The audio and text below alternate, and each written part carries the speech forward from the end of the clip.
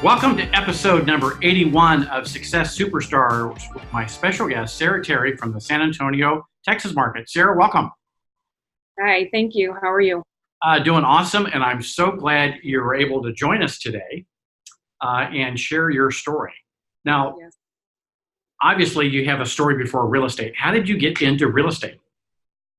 I had worked in healthcare for about 10 years, and in 2016, my husband was sent to South Korea for a year, and I needed something that I could juggle, essentially being a single mom to my two small children and still pay the bills. And so real estate came up, and I decided to give it a try.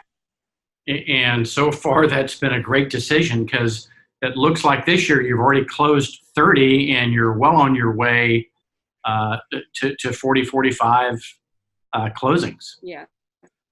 Yeah, that's phenomenal success. So how did you get from 0 to 45? I mean, that's a phenomenal accomplishment that most people haven't achieved. Obviously, you're blessed and you have a great market that you're in. But what specifically, what kind of got you to that level of production so rapidly? I am a military spouse, and that community is a very tight one to begin with. And so I used Facebook to my advantage.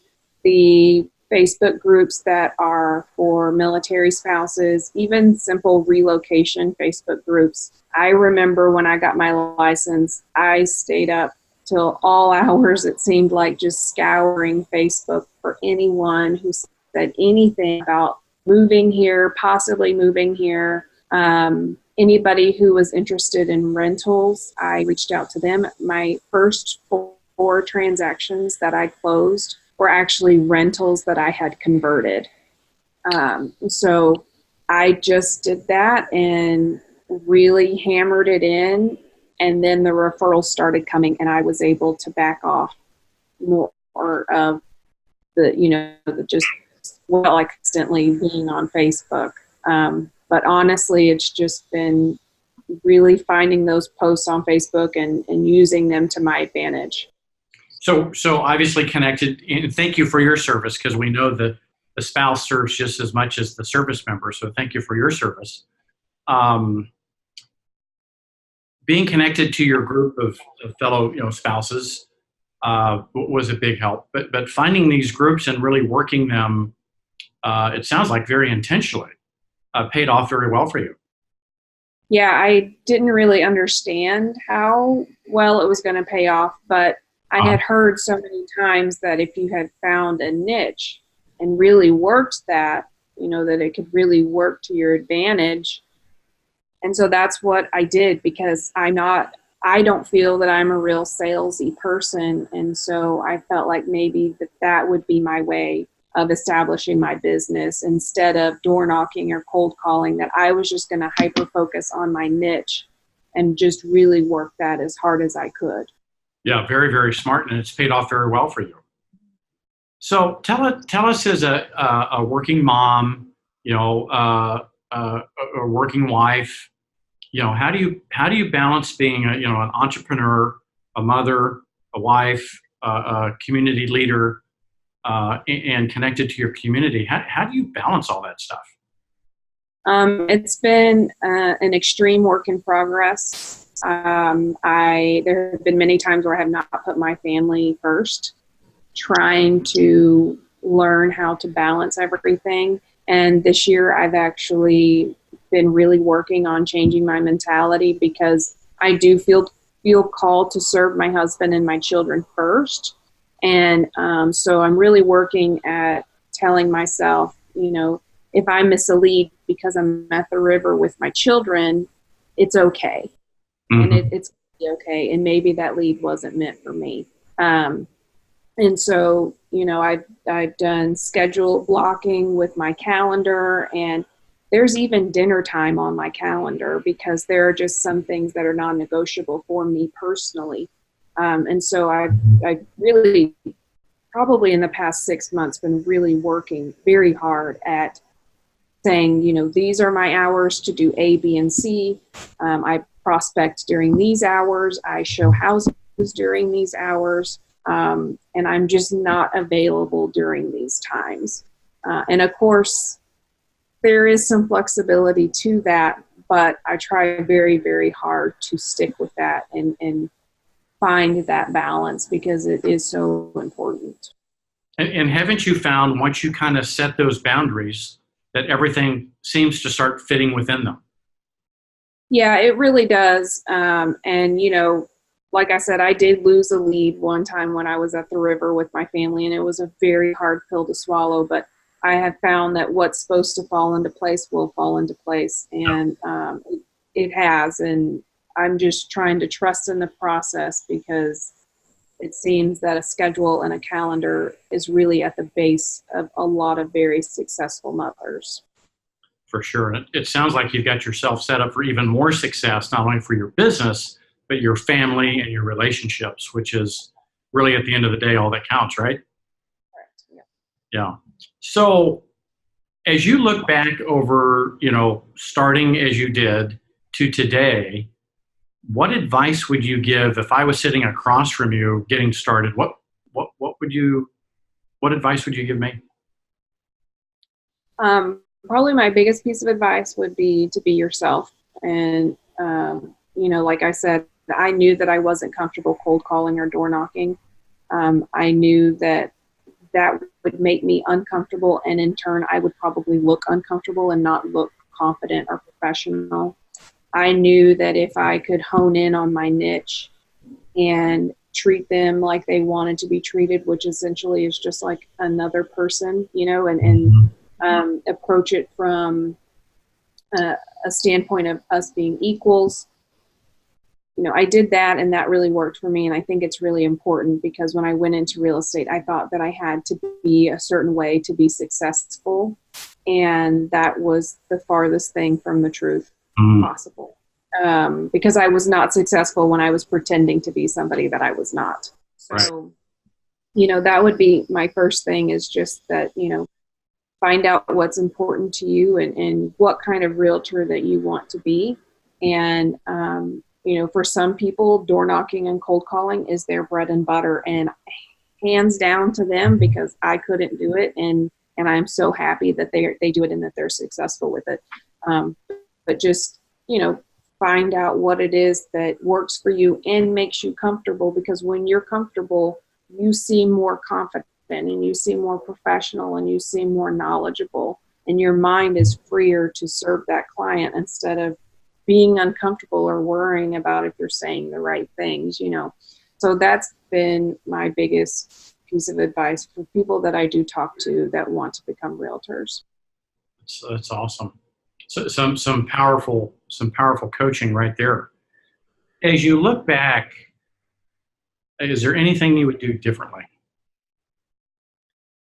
I think that I would set boundaries earlier, because I think that not setting any boundaries in the beginning and feeling like I had to be there all of the time, I had to have my phone in my hand all of the time, that created this theme with me, really, that I would be there all the time, no matter what. And, when my husband was in Korea, I gave birth to our third son, and I was doing the typical mom thing of being up in the middle of the night feeding my son. And I can't tell you how many times I was answering emails and text messages from people who were overseas and like working in the middle of the night. And I just never really learned how to put it down.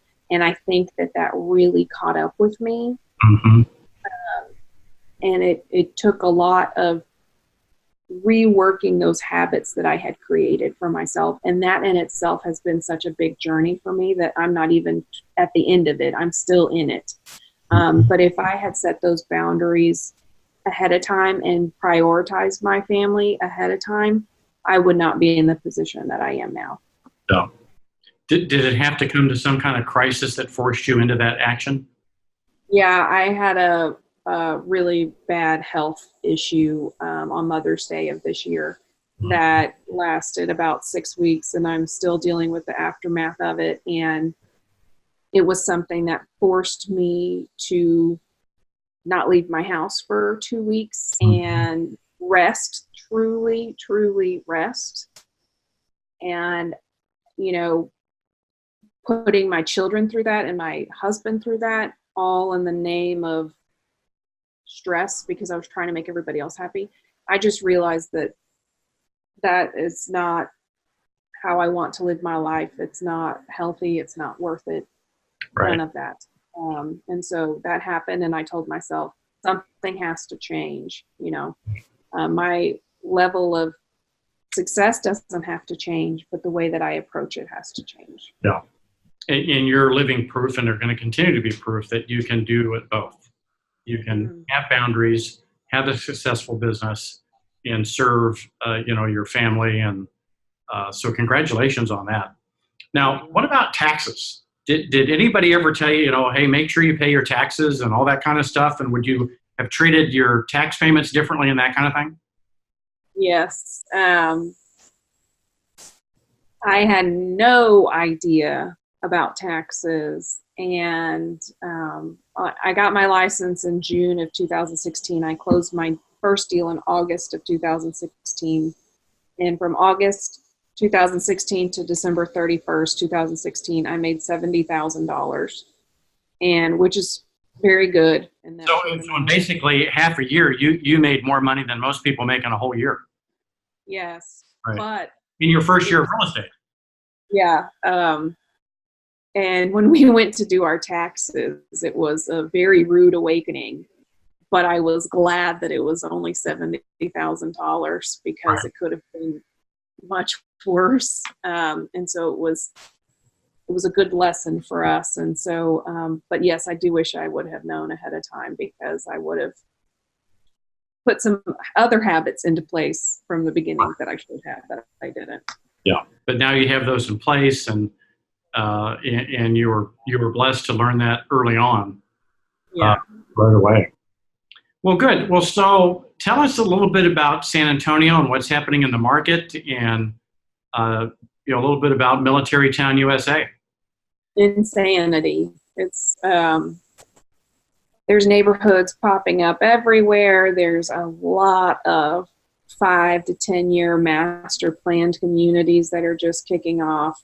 There's large businesses coming to San Antonio, and a lot of people, their automatic reaction in San Antonio is the military, which is a very large part of San Antonio. We have 3 bases here, but also on the civilian side of things, the medical and software world is huge here too. And so we just have an abundance of people constantly kind of coming and going, and so much stuff is coming here, and it's just insane. I mean, things just from year to year, certain areas of towns, the roads look different, and the businesses that come out there, and the amount of homes that are there, and it's crazy, but it's a good thing when you lay your head down at night that, everything's going to be okay, because there's so much going on. Yeah, that's exciting. Well, as we wrap up this episode, is there anything we haven't covered that you would like to share with the audience? No, I don't think so. I think that the big take homes for me this year have been, really prioritizing what's important to you, staying true to that, implementing the processes and procedures that you need to implement to gain the control of, my priorities are 1, 2, and 3, and this is the order that they go in. And really being true to yourself. And, pretty much all of my referrals, the first thing that they say is that I'm down to earth. I treat them just like I would treat my friend. I become very good friends with a lot of my clients, because there's never this stuffiness that comes from me. I'm here to help you. Let's do this, and so I think that just kind of having the right mentality and doing what works for you, and having your priorities in place, and sticking to all of that will make for much happier time in real estate. Yeah, for sure. Totally agree. Well, thank you for sharing your success and the challenges that you've overcome. I think a lot of people are going to get some great value from this episode in terms of setting boundaries, paying their taxes, and being true to who they are. So thank you for your time today, Sara. Look forward to seeing you in San Antonio soon, and we'll see you soon on another episode of Success Superstars.